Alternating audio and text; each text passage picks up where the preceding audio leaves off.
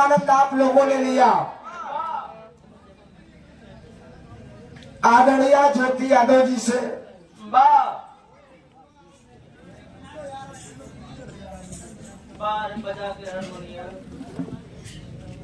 भोजपुरी के अंदाज भी अलग बमर साहब। पहले का गवैया लड़कियन के टारगेट बनावत रहे,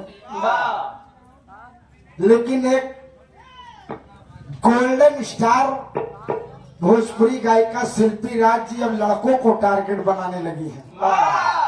मास्टर साहब लेटेस्ट हारमोनियम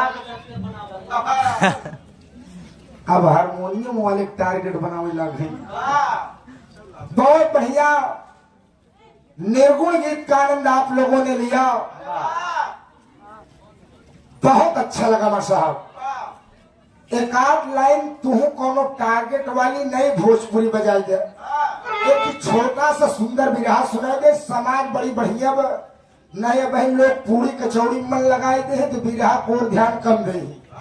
यहाँ से जितना लोग बैठा है कम से कम एक आध बढ़िया विरहा सुन ले तो बढ़िया चीज बजाओ मां साहब, कहना है।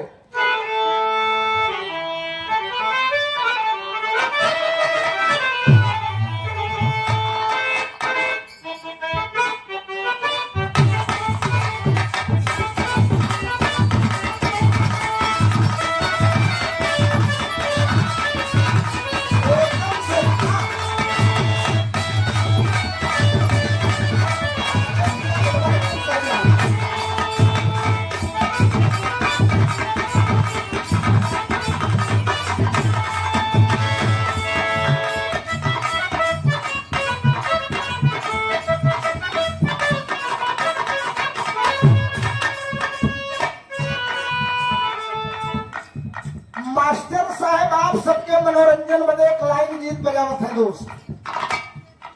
समाज में भांति भांति के लोग हैं। ज्योति कौनो एक मेहरारू अपने मर्द से परेशान बा, लौंडा सुंदर बा खूबसूरत बा, लेकिन ओकर आदत खराब बा कि नौटंकी का बहुत शौकीन बा। हाँ, नौटंकी का नचनिया का बेहद शौकीन बा।